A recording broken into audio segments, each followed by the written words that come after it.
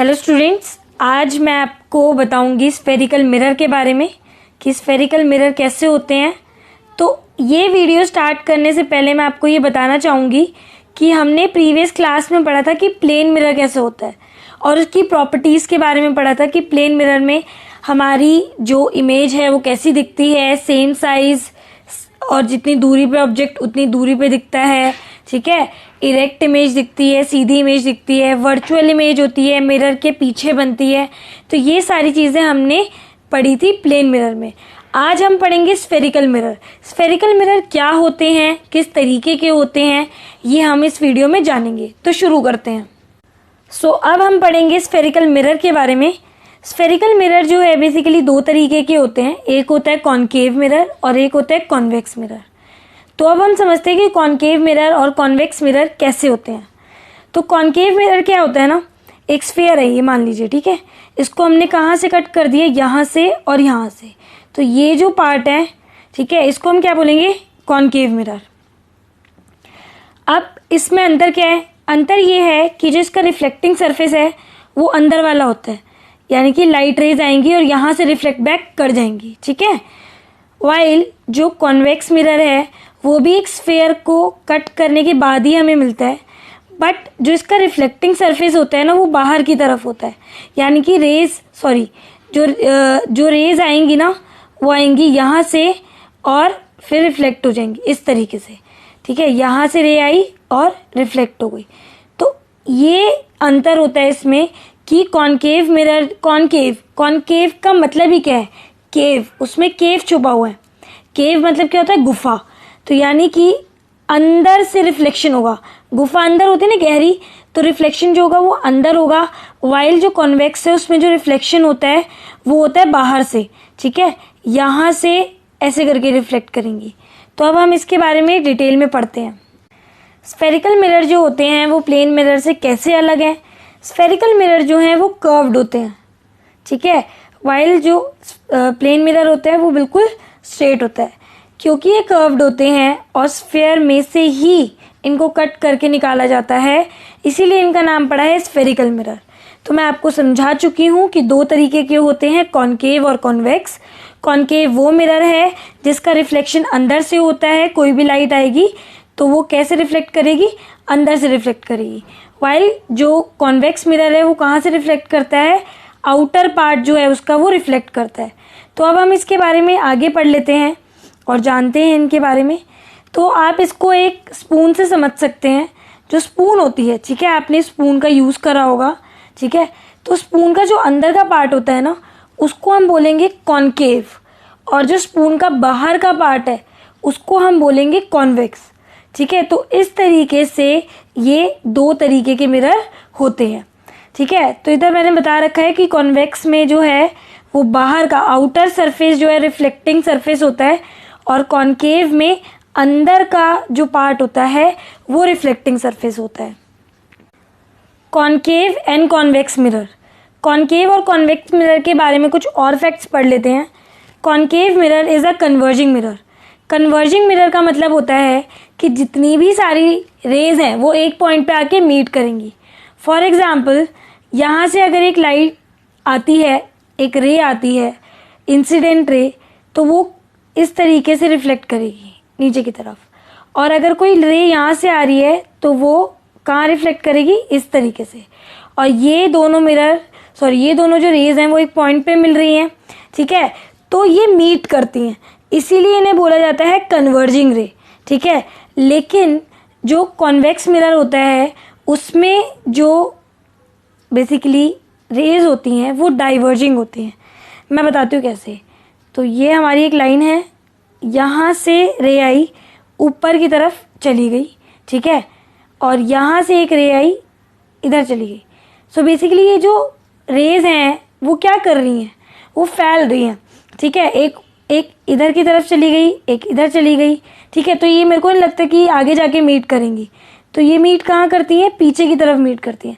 तो यहाँ पर ये जो रेज हैं वो क्या हो गई हैं, वो डाइवर्ज हो गई हैं। ठीक है, फैल गई हैं, इसीलिए इसको बोला जाता है डाइवर्जिंग मिरर।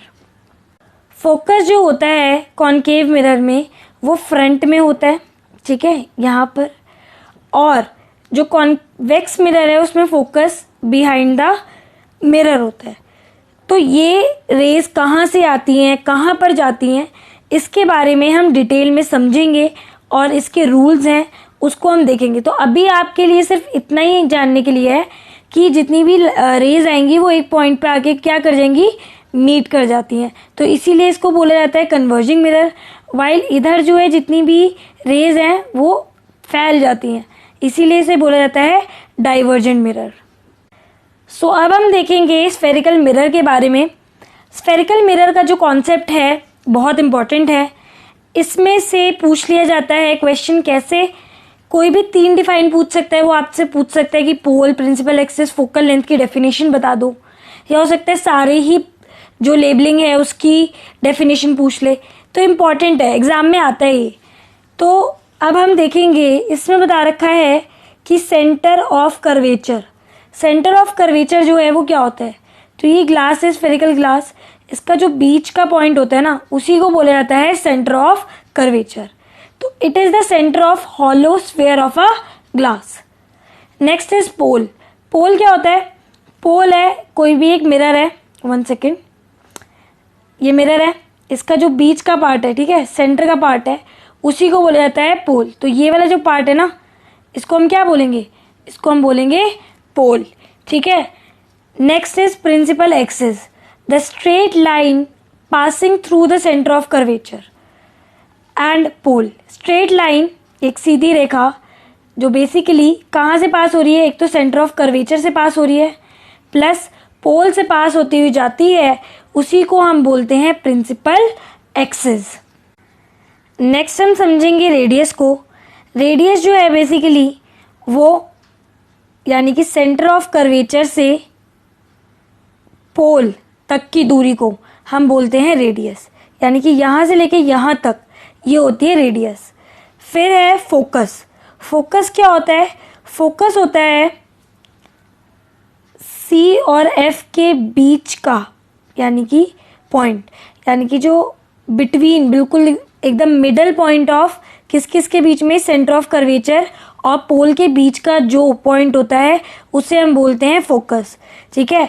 और जो फोकल लेंथ है, फोकल लेंथ होती है फोकस और पोल की दूरी, यानी कि यहाँ से लेके यहाँ तक की जो डिस्टेंस होता है इसको बोला जाता है फोकल लेंथ। एक और चीज़ जो फोकल लेंथ है, ठीक है, वो क्या होती है, रेडियस की आधी होती है। तो हमने समझा था कि रेडियस क्या होती है, सेंटर ऑफ कर्वेचर से पोल तक होती है, राइट। और जो बेसिकली फोकल लेंथ है वो कहाँ पर होती है, फोकस और पोल तक होती है। तो अगर मैं रेडियस का आधा कर दूं तो मेरी क्या निकल जाएगी, फोकल लेंथ निकल जाएगी। या मैं बोल सकती हूँ कि अगर मैं फोकल लेंथ का दुगना कर दूं, ठीक है, तो क्या हो जाएगा, मेरी रेडियस आ जाएगी। ये बहुत ही इंपॉर्टेंट फॉर्मूला है, एग्जाम में पूछा जाता है, इससे रिलेटेड क्वेश्चंस भी आते हैं, तो इसको आप पढ़ लीजिएगा। अब मैं इनके सिंबल्स बता देती हूँ किसको किस चीज़ से डिनोट करा जाता है। तो ये जो आपका पोल है उसको डिनोट करा जाता है P से। सो जो फोकल लेंथ है उसको डिनोट करा जाता है स्मॉल f, रेडियस को डिनोट करा जाता है कैपिटल R, फोकस को डिनोट करा जाता है कैपिटल F, और ये इसका फॉर्मूला है। सो एक क्वेश्चन कर लेते हैं, कह रहा है if the radius of curvature of a spherical mirror is 10 centimetre, radius of curvature of spherical mirror, यानी कि हमें R दे रखा है कितना, 10 centimetre. What is it's focal length, तो हमें बोल रहा है कि फोकल लेंथ क्या होगी। फोकल लेंथ का फॉर्मूला आपको पता ही है, R/2। R कितना है, 10/2, इसको कैंसिल करेंगे कितना आएगा, 5 सेंटीमीटर। और इस तरीके से हम इसका आंसर निकाल लेंगे।